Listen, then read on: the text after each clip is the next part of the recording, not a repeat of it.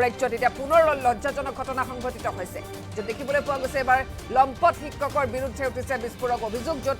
বিদ্যালয়ত কণ ছাত্ৰীৰ সৈতে অপকৰ্ম কৰাৰ অভিযোগ উত্থাপিত হৈছে প্ৰধান শিক্ষক নথকাৰ সুযোগ লৈ 30 অক্টোবৰৰ দিনটোত চতুৰ্থ শ্ৰেণীৰ কণ ছাত্ৰীৰ সৈতে এই লম্পট শিক্ষকগৰাকীয়ে অপকৰ্মৰ অপচেষ্টা চলায় আৰু তাৰ পিছত এই সমগ্ৰ ঘটনা পোহৰলৈ আহে যেতিয়া সেই কণ ছাত্ৰীকেইগৰাকীয়ে বিদ্যালয়লৈ যোৱাত অমান্তি প্ৰকাশ কৰে আৰু সোধপোছ কৰে অভিভাৱকে আৰু সেই সময়তে আচলতে সমগ্ৰ ঘটনা পোহৰলৈ আহে এনেধৰণৰ এতিয়া জঘন্য ঘটনা সংঘটিত হৈছে এইখন অসমত পুনৰবাৰ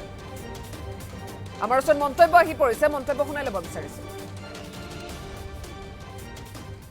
ঘটনাটো 30 তাৰিখৰ আছিলে মই মানে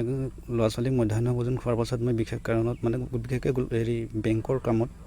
যাবলগীয়া হ'ল মানে স্কুলৰে পেপি জমা দিবলগীয়া আছিলে সেইদিনাখন মই গুচি গ'লোঁ তাৰপাছত মই একো গম নাপাওঁ কিন্তু আজি মই 9টা মান বজাত অভিভাৱকসকল আহি মোক এখন এটা কমপ্লেইন দিলে যে আমাৰ আছিষ্টেণ্ট শিক্ষকে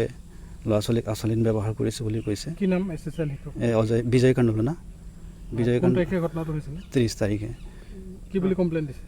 কি কমপ্লেইন মানে ল'ৰা ছোৱালীখিনিক অশালীন ব্যৱহাৰ কৰিছে বুলি কৈছে তেতিয়াই মই ল'ৰা ছোৱালীখিনিক মাতি সুধিলোঁ যে কথাটো সঁচা নে মিছা তেখেতসকলো কৈছে যে যিসকল ল'ৰা ছোৱালীক কৈছিলে তেনেকৈ যে কথাটো এনেকৈ কৰিছিলে আমাক বেয়া ব্যৱহাৰ মানে এনেকৈ কৈছে কিন্তু মই উপায় নাপায় বাকী